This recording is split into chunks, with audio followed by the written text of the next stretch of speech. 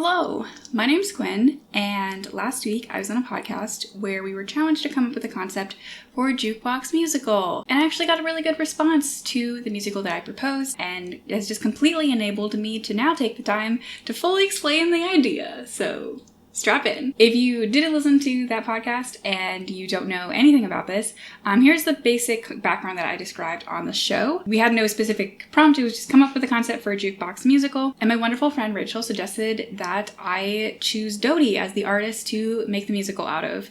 Here's a picture of Rachel and I at a Dodie concert in 2016. 3 baby bisexuals. I immediately knew this was a great idea for kind of a couple primary reasons.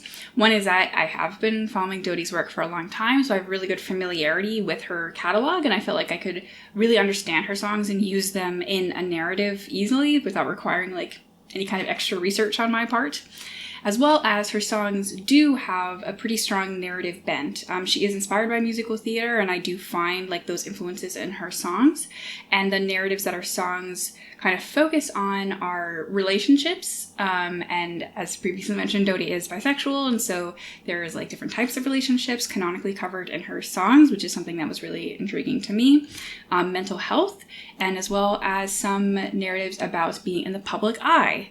Which we'll come back to. The main thing that I knew kind of going into designing everything is that I wanted the central core story and core romance of the show to be about a relationship between 2 women. And that's what I did, and I built a lot of stuff around it. Also, if you're someone who this was your first introduction to Dodie, and I got a lot of really nice messages that this was their first introduction to Dodie, you're welcome, she's amazing. But if you then listen to the playlist that I made of the musical, and you got to the song in the middle, and you're like, we'll get to that. So without further ado, let's dive in. So the show opens with a group of sophomores who are in college with this song Party Tattoos, which is about being young, carpe diem, going to a party, all that good stuff. And so that sets the stage really nicely for this show. I picture this being one of those songs that has a lot of dialogue punch-ins that gets to show you little snippets of each person. Also in the show, I didn't really name any of the characters. I just dreamcast it with real Broadway actors and then refer to the character name as that actor's name. So throughout the course of the song Party Tattoos, we meet our kind of essential main characters. The main one is Eva Noblezada, or Eva. She, like I said, is a sophomore. She is studying psychology, and what you don't know about her yet, but you will learn and becomes very important, are 2 things. One is that she struggles with mental illness. This is something that's a huge part of her life and kind of took over her life in high school. She now is in treatment and has her mental health under control, but she has chosen to keep this a secret from her friends and peers in college. So this is something that she has not disclosed to anyone. The other thing is that she does not know that she's gay. The other lead characters are her 2 best friends, one of which is Renee, who is an English major and is a student journalist and is one of those people who falls in love really hard and gets her heart broken a lot. And then you have Celia, who is kind of the most outgoing person in their little squad. She is a theater major, and she has a boyfriend, whose name is Jordan, who every man that I've cast in this musical is way too talented to be in the roles as small as the men's roles are, but they're just beautiful and I love them, so they're in my imaginary musical. Ranges, oh, those magic changes. But anyway, so she's in a relationship with Jordan, who is a senior at the school. They're on and off again. Her friends do not like him. And then you also see at the party, the girls meet 2 guys named Jeremy and Antonio. And Renee is got her eye on them. So we see the setting of the party, and then the first kind of internal look we get into anyone is with the song When. I really want this to function as kind of the I Want song. For Eva, you see her internally struggling to connect with her peers, to connect with the moment that she's in, as well as, and this song was originally written, I believe, really specifically about Dodie's experiences with depression and derealization, but there's also several lines that I think really could speak to someone who is living in a heteronormative society and doesn't realize that she is actually gay, and she doesn't actually have romantic attraction to the men that she's dated in her life. The first line of the song is, I think I've been telling lies because I've never been in love. Later she says, kissing sickly sweet guys because they say they like my eyes, but I'd only ever see them in the dark. This is one of my favorite songs, and I do have it memorized. But those lines really speak to me as kind of foreshadowing this revelation that she's going to have about herself as well. Now, after this more introspective moment, we go back to the party. Her friends bring her back. They're having a good time. They sing the song Absolutely Smitten, which is this very cute song about being infatuated with someone. And it starts out as Celia and Eva kind of singing it to tease Renee about how she falls for all these guys, but Renee eventually actually joins in earnest and does strike up a relationship with Jeremy. Moving on, we then follow Eva as she is navigating school, and she's navigating this really prestigious research internship that she has landed with this really great professor who she loves a lot. We see her actually tell him about her mental illness and the experiences that it had on her life, and like that's why she is so interested in studying psychology and like on this research project that they're on. But then we see him sexually harass her, and it's revealed that he's not such a good guy after all. And this is where the song Boys Like You is performed. And while I think most of the songs work without really any lyric changes, I think that there are a couple lines in here that would have to be changed or to like really fit this situation, since it is different than the original intention of the song. And I also, this would be a pretty drastic change, but I think it would be very interesting to play with it being not boys like you, but men like you. So Eva's now experiencing this horrible thing, and she doesn't know what to do about it.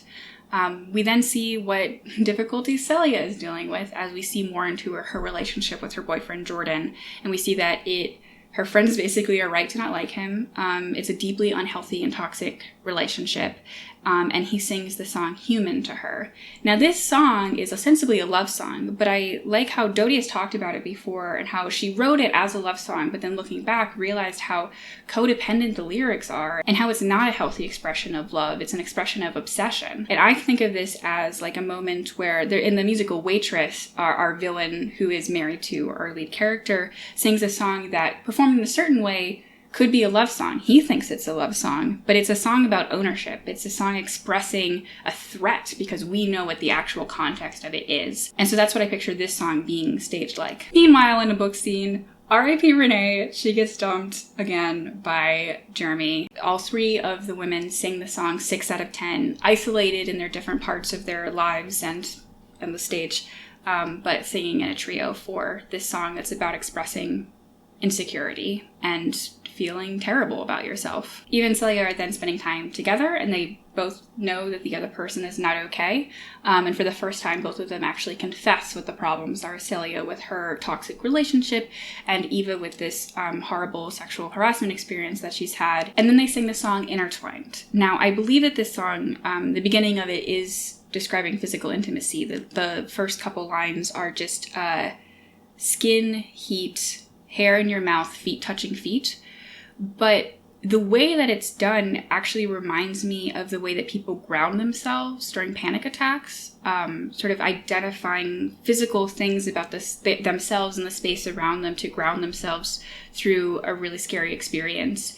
And so that's what I picture this being, is them, not an expression of any romantic love yet, but comforting each other and holding on to each other as friends, and finally confessing to each other these problems that they've been having and agreeing to each other that they will fix the problems or make attempts to fix the problem. Celia by leaving her boyfriend, and Eva by making a formal complaint and telling the administration of the college what's happened to her. And Eva follows through, and she does file the complaint, but when Celia goes to break up with Jordan, they get in another fight, and then they make up again. Celia's too scared to leave him, and then when they see each other again, Eva tells her that she did what she promised to do, and Celia is like really happy for her, but she brushes it off when Eva's like, what do you mean you didn't break up with him? And this is when Eva finally realizes that she is in love with Celia. And she, of course, sings the beautiful song, She. This takes us all the way to the end of Act 1, where Eva has a meeting with the dean of the college.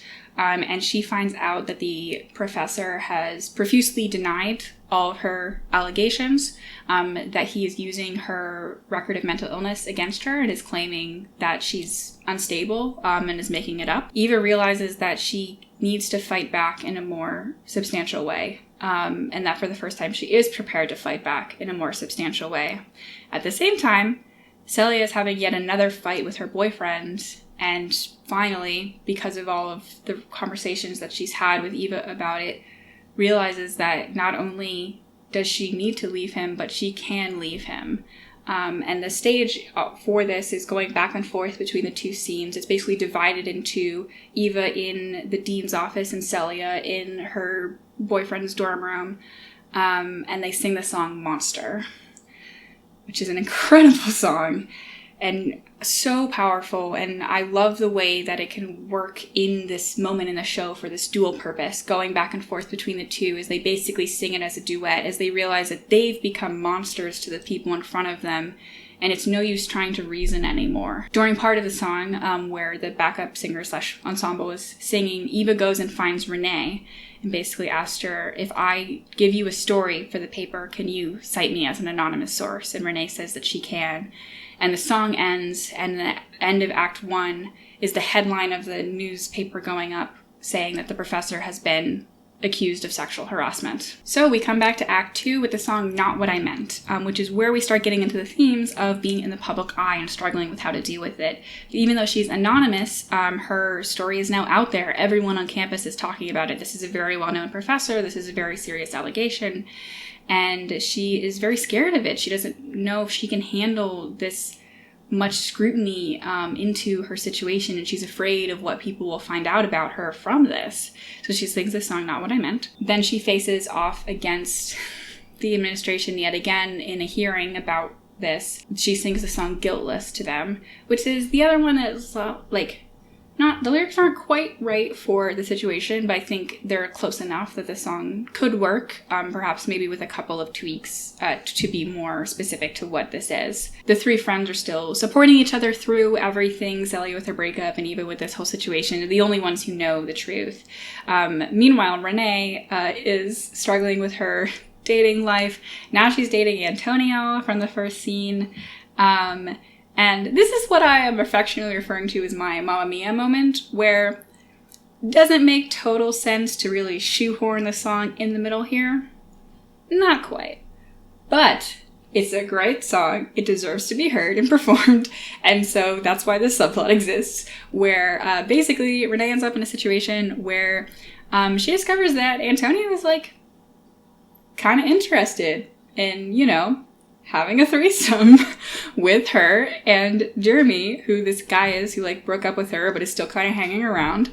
And so she realizes that they're down and they're both excited about it, and she's like, all right, and they sing the song in the middle, which is about that exact situation. So that moment of levity and kind of resolution of our secondary couple subplot is kind of resolved with the song in the middle.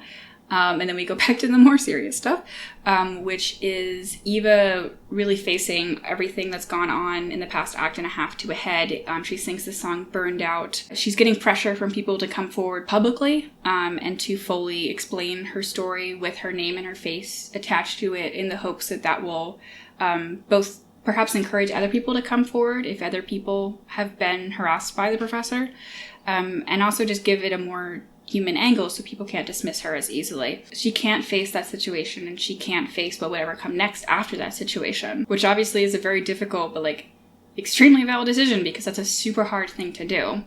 But then when she goes and talks to Celia about it, she tells Celia she's going to withdraw her complaint, and that she's just going to try to forget about everything and just let it die so that she doesn't have to deal with this. And Celia gets really mad at her, and the struggles that both of them have been having, where they've been supporting each other through it, end up coming to an head, where Celia is really delicate right now and not handling sort of life around her the best. Eva is dealing with managing a pre-existing mental illness, as well as having this horrible thing going on in her life that she is not able to really cope with properly, and they end up having a huge fight about it. And then at the end, because she doesn't time things well, Eva confesses to Celia that she's in love with her. And Celia's just I don't know how to handle that right now. I don't even know what's going on right now. And so it's completely unresolved. And Eva's heartbroken. And she sings the song Sick of Losing Soulmates, as she faces the possibility of perhaps losing this woman that she is in love with and also has loved for years and has been such a close friend to her. It's only after she faces the possibility of losing Celia that Eva finally believes Celia, that she is able to stand up against everything and everyone who's fighting against her, and she is able to take this fight all the way to the finish line. And so she decides to come forward publicly with her name in her face and her total statement, and does this through the song Secret for the Mad. As she also is going public with her history of mental illness and talking openly about it and explaining why that's not a reason why she can't be trusted, and it's not some kind of an excuse for why a man has sexually harassed her. With this, there's finally enough media attention and pressure and other stories coming forward that they leave the university no choice and they dismiss the professor. So they finally won that fight, but Eva and Celia haven't spoken about it until Eva comes home one day and she finds a letter from Celia that she's put under her door. And the letter in its entirety is the song Arms Unfolding, which is about making up with a past love. And the last line is, I think I'm ready to fall in love with you again, which at this point in the story is the first time that Celia has said that she does love Eva in that way. So the musical ends with Eva running to Celia and singing the song, Would You Be So Kind? Would you be so kind to fall in love with me? And they get to celebrate together. Renee joins them. She's happy in a thriving throuple. And the song Would You Be So Kind turns into a really happy reprise of Party Tattoos from the beginning of the show. But now we see that instead of kind of dismissing the problems that you have and hiding from them in the guise of having a good time and a night out, these are happy young people who are finally living their truths and are prepared to take on whatever life has for them. So that is a full story of Party Tattoos, a non-existent musical that I have cast and done a song-by-song outline for no real reason, but I just got really excited about it, and I love that everyone out there is discovering Dodie and listening to her amazing music. So if you are someone who followed the playlist, that's the full story of what it all is. I hope you like it, and if you haven't followed the playlist yet and you want to, that'll be linked in the description. Okay, bye!